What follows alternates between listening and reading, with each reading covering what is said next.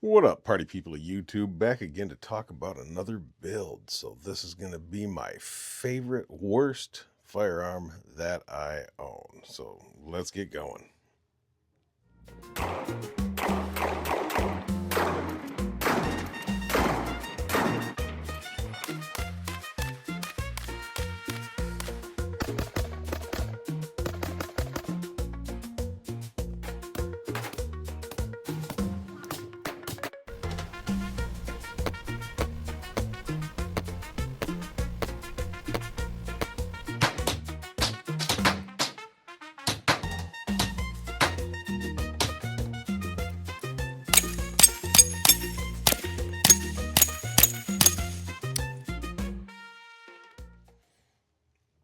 So, here's the build. So, back in the day, about 10 years ago, I would say, roughly 10 years ago, it was all the rage for something called perfect pairs. You kind of saw it in uh, the YouTube firearms, gun tube, whatever you want to call it. And the big thing was you would have a pistol caliber carbine that would be chambered in the same as your pistol, and also magazine compatibility was a plus. So you'd see people with, whatever it was. It could be some automatic platform, or one guy was talking about the 357, so he had a 357 revolver and a 357 lever gun. That was one of the perfect pairs. So that's where this all comes in. This was part of that, you know the phase, the fads, or even, I would say, consumerism to buy more crap. So it's definitely fun. So fun that it is my favorite rifle, and if I was ever interested in trying to get somebody introduced to firearms, this is something that I would typically hand over to them. This is one of those things, it's just absolutely fun to shoot, especially with the suppressor, which we're going to get into all of that. So, like I was saying, it was one of those things. It was a craze 10 years ago to have a pistol caliber carbine chambered in whatever. So this is a 45 ACP. This was my first 45 ACP pistol that I ever owned. Absolutely enjoy it. That's a Glock 41 Gen 4. So it's just for me, awesome handgun. Done a lot with it. It's just great. It's accurate. Shoots 185 grain speared gold dots extremely well. So that's typically what I have in it. And that's where the contradictions start. So the short barreled rifle, right? So this is an 8-inch 45 ACP. 45 ACP, first off, suppresses wonderfully. It's one of those things. I have in the future, I have plans to do a suppressed video on the actual sound reduction. And there's a couple little tricks that you can do, such as running your can wet. So I'm a huge fan of packing that with lithium grease. So it makes it a lot quieter. But like I said, that's upcoming. Let the weather warm up a little bit, and let me go get some decibel meters and all that good stuff, and I'll make that happen. But back to it. So, like I said before, the Glock 41 it's a great shooting pistol as far as pistol goes, right? So it really likes the Spear 185 grain gold dots, and I'm fine with that. And I have a stock of those that I purchased way back when, before the sad face times. So yeah, the rifle, like I said before, 8-inch. It's all made by one manufacturer, so that was one issue. So it's not like an AR-15 where you can go source parts from everywhere. These are extremely proprietary, and that's one of their downfalls that they have. So you cannot buy this you couldn't buy the setup. It's not available. Parts for it. So I'll get into one specific part that is broken multiple times, but parts for it are going to be hard to find. So this is all from the New Frontier Armory. So New Frontier Armory, I believe they're still around, based in Nevada, like the Las Vegas area. Fairly decent company. I mean, back when I dealt with them, like I said, it's been a while, but it seemed like they were going strong. And then all of a sudden, I became once I put this together, I was disinterested in the company just because after building this, you know, I came to the conclusion that this would have been a better thing if I would have purchased. So, honestly, I put this together right about the same time that the LWRC, the SMG 45 came out. All said and done, after everything was purchased and put together and then countless hours trying to get it to work, I should have bought the SMG 45. And we all know that still had some issues, you know, with accuracy. So as far as accuracy goes, I don't complain about it. I've made, just on the range, I've made a bunch of shots. I wouldn't venture to say that I ever shot this thing over 100 yards. Most of it was 50 yards and in. It's just fun. It's one of those things that I own just because it's fun. That's no other reason. Would you use it for, you know, home defense? I don't know. We'll talk about that. So, like I said, the whole thing is New Frontier Armory.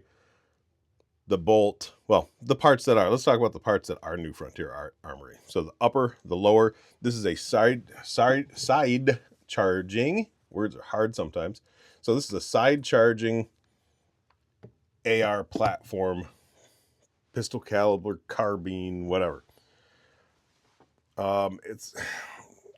It was a pain to get this thing going. So New Frontier Armory's the upper, the lower, the bolt. I don't remember the buffer tube.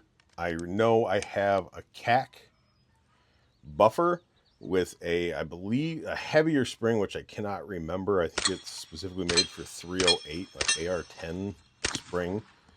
The bolts are a little bit different in these two.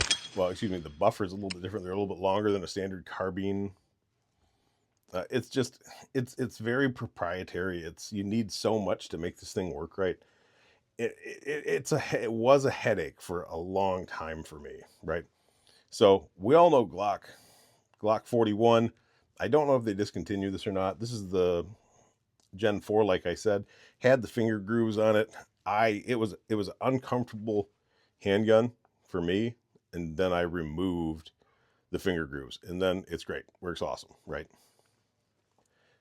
I like it. It's got the adjustable sights. This is, you know, it's just standard Glock sights, but it does have like the target adjustable rear sight.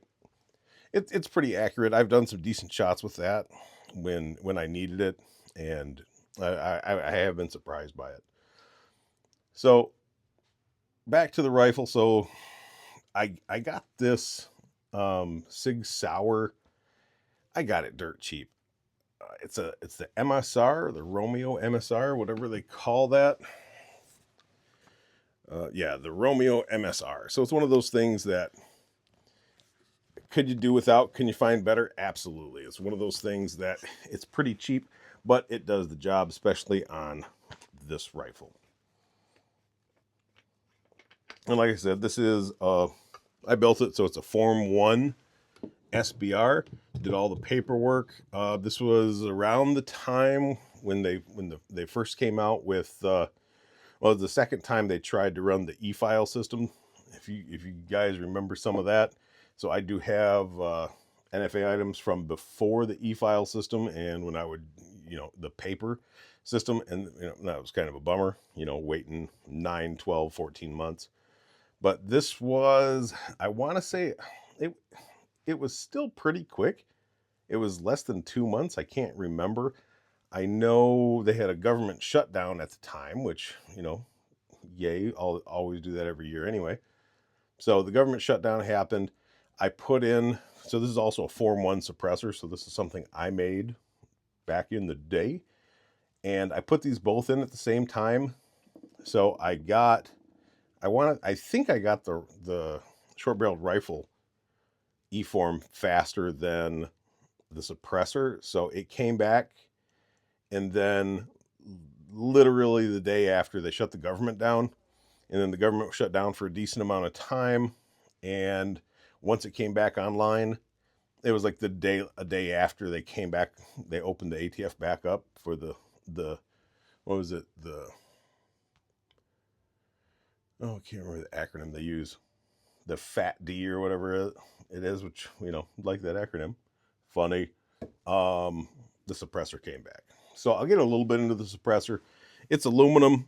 I knew it was only going to be for 45 ACP. So I put other things through it? Yes. So I have a Silencer Co. ASR, the quick hub system that they have. Also got the ASR muzzle brake, otherwise it wouldn't work, right? So I did that. I like the chemo. I do own Dead Air products. The chemo system, I like it a lot better, in all honesty, than the ASR. But they don't make a chemo, or at the time they didn't make a chemo brake that was 45 caliber. So same thing. I use this with a brake to act more like another sacrificial baffle, whatever they want to call it. So just hopefully it diverts gas a little bit better. This thing's really quiet, like movie quiet, especially run it wet, which we'll get. Like I said, I really want to do another video on showing the difference between a wet and dry can, and using it with actual decibel meters. I'm not going to use my phone with an app because they aren't that reliable, but I actually do have actual testing equipment that I can borrow. And yeah, once I get that, we'll be putting that out. So, like I said, aluminum, I like 70, 75. I can't remember what it was. I've never got it that hot. It was an 8-inch suppressor. After it's all said and done, you're still putting a lot of money into these. So in the long run, it's another one of those things that, hey, I spend the money, I put this together. I spend the money, I put this together. Why didn't I just go out and buy something already put together? So Magpul furniture, got a Magpul foregrip, Magpul rear grip, the Magpul sights. Honestly, they're plastic. I'm not a huge fan of plastic anything, especially when it's like a backup iron sight. Even Picatinny rails, I try to get them all aluminum, but yeah, it's there. I haven't really been too abusive to this. I haven't thrown it around a lot. I haven't really been all that mean with it. So I will admit that I did have another optic on it. That one I picked up, I bought something somewhere and I ended up getting that in a deal. So I'm like, okay, I'll take that. But I had a Holosun 515 on it, which still got that, and it's still rocking. So the problems that I've had with it. So I did say it's super fun and it's absolutely quiet and it really helps introduce people to firearms. So I've had people come over and I was able to let them use this, and they were just absolutely just tickled pink because of how fun it is. So it's one of those things that, yeah, it's great. Give it to somebody that like to play with it. The problems. So when I first put this thing together, looking around online trying to troubleshoot things, so it had a horrible reliability problem with loading. It's one of those things that was just absolutely painful to shoot this. So it wouldn't pick up another round. It was just a pain, man. So looking around, trying to figure it out, talking to other people, it was an issue where I just had to polish the inside of the chamber and for the feeding. So I can't tell you how many different Dremel polishing bits that I bought till it finally functioned reliably.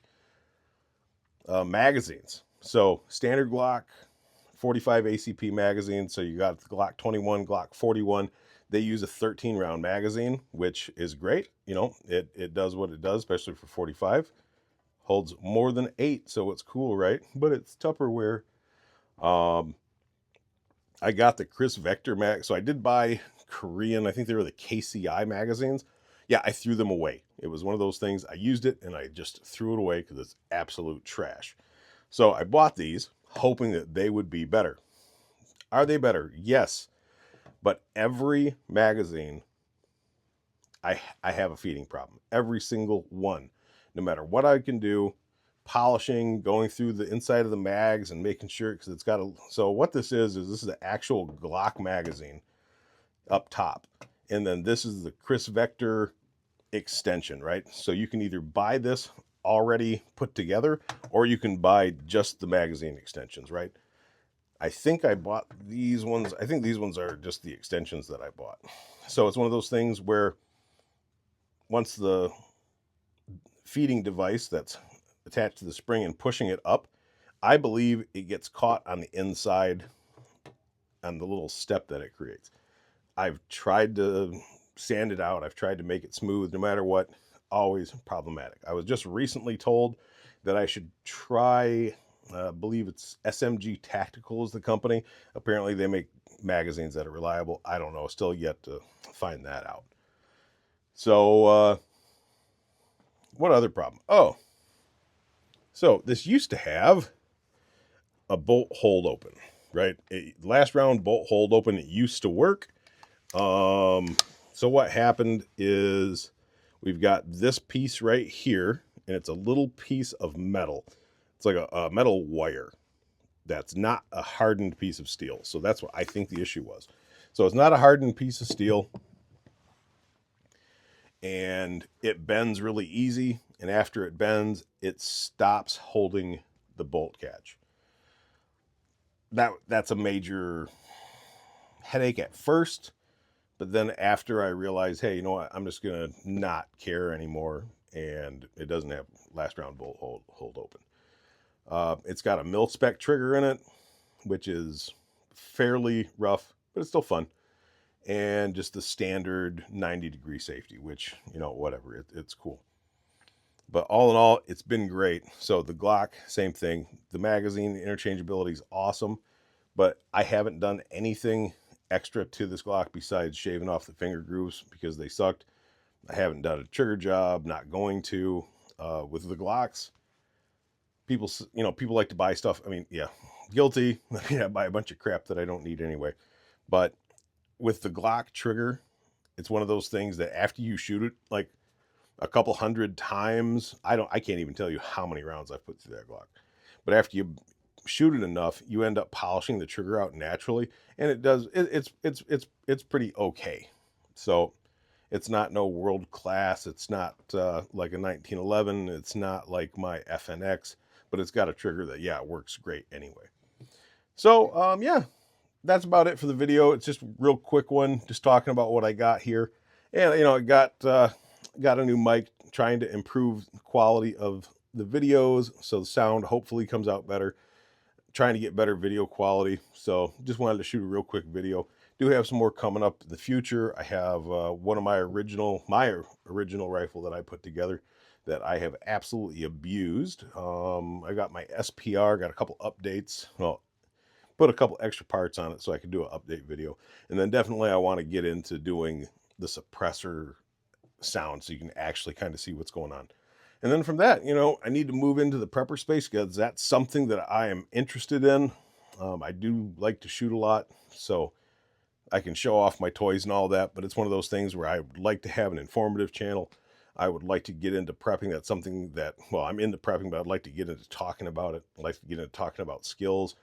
I know we got a bunch of Minutemen channels out there. That's one of those things that I don't know if I'm really going to talk about. Do have some ideas and I have some concepts and I see some things sometimes that I just don't quite agree with, but maybe, well, we'll see where it goes. All right, guys. Thanks.